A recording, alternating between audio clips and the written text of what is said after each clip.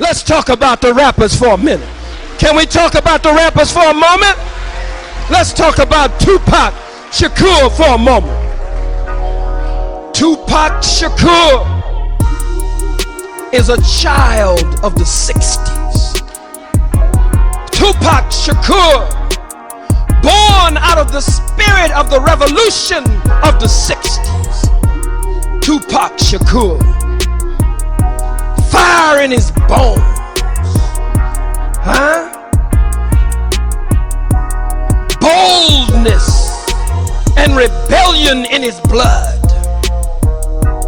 Born from his beautiful, bold Black Panther mama, Afeni. Sitting in the jail cell, a revolutionary woman carrying the fruit of life, marking the child in her womb, marking the child with rebellion, marking the child with insurrection, marking the child with a spirit to not go along with what's been going on.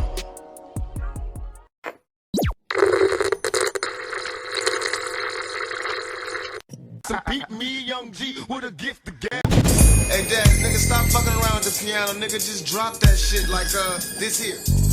I'm trying to really get embraced by New York, like, you know what I'm saying? You know, all the artists that we like Cool Herc and Melly Man, you know, all them, they was dissing us.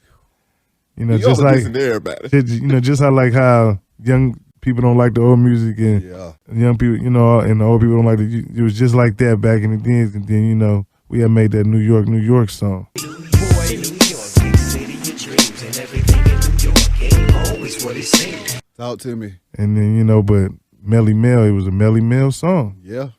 And he got paid for that 100% of that song. We didn't get a dime off of that song. Are you serious? Yeah, Sugar Hill wanted it all. You know what I'm saying? So that's his favorite song out that he ever did. That's the most he ever got paid for, a song that he probably didn't even get paid for. You know, the label. It's all about the label. You know what I'm saying? Yeah. So, you know what I'm saying? And then we got shot at there, you know what I'm saying? And Biggie was on the radio telling them, like, yeah, y'all gonna let them come down here in our city and da-da-da-da, and they down there in Times Square. Go handle that. You know what I mean? And it was on from then, and then Tupac heard it, and then he was going crazy. And then when we came back to L.A. after all that drama, that's when the video switched up. So it wasn't no love by the time y'all got back to L.A. I mean, hey, it was going down. You know what I'm saying? Talk to me about that beef right there, though, man. I mean, how thick was it during them times for y'all trying to do y'all music when you know that a whole damn side ain't fucking with you? I mean, we was fucking with certain people, you know what I'm saying? And right after Tupac died, you know, I went and served Biggie some weed. You know what I'm saying? And Mace was there. We was in the studio off of Lancashire.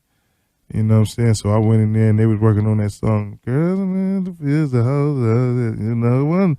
Biggie was writing Puffy part. Yeah. You know what I'm saying? So I like, fuck it, you know, I got love for you. I'm going to give y'all these 2 ounces. You know what I'm saying?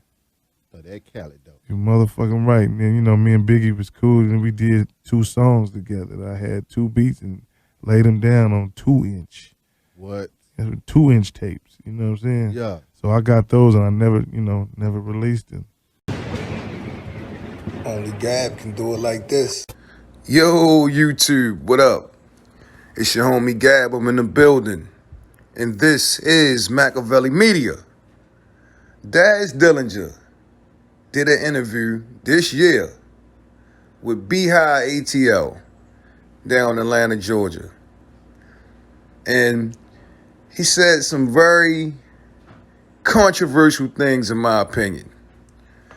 Now, it's no surprise that Snoop Dogg and the Dogg Pound was cool with the Notorious B.I.G., Bad Boy Records, and Puff Daddy as well.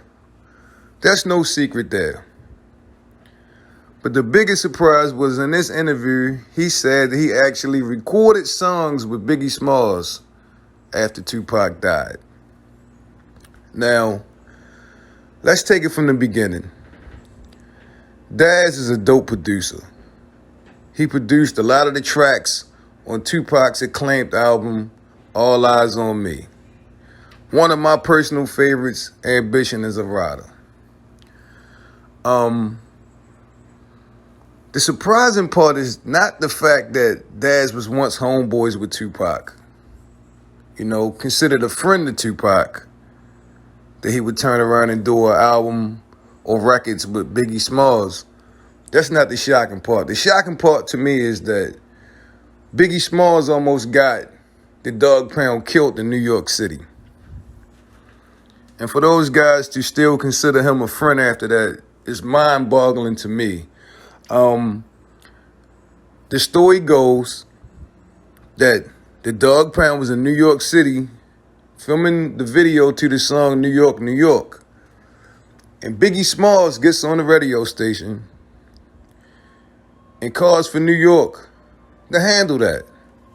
Why is Tupac and the Dog Pound here in New York City filming a video in the middle of Times Square? You know, caused a chain reaction. Somebody showed up, blam, blam, blam, shot their trailer up. People could have lost their lives. And you know, the crazy part was Tupac wasn't even with the Dog Pound.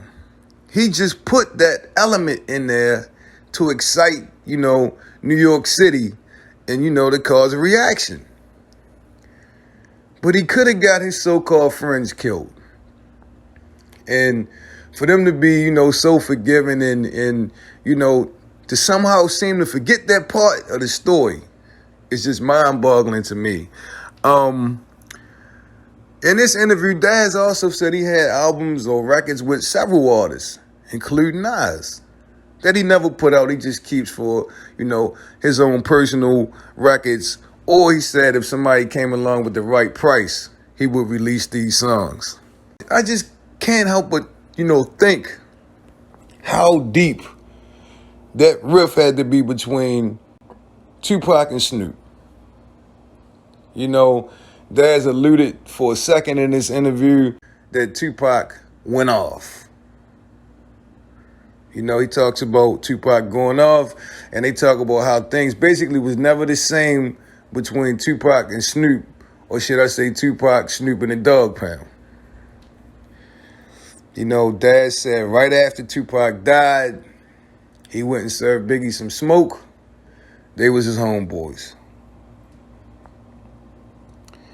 And, you know, I'm just like, wow. I want to know, how does that make y'all feel, though? I mean, you know, how does that make y'all feel that Daz, Snoop, and the Dog Pound was so cool with Biggie and Junior Mafia and Bad Boy, P. Diddy, and everybody? And that Daz was willing to work, or did work, with Biggie right after Tupac died. How does that make you feel? Please leave your thoughts in the comment section. Don't forget to sub to the channel. This is MAKAVELI Media. It's been a pleasure as always. I'm your homie Gab. I'm signing off. I'm about to hit y'all with the peace.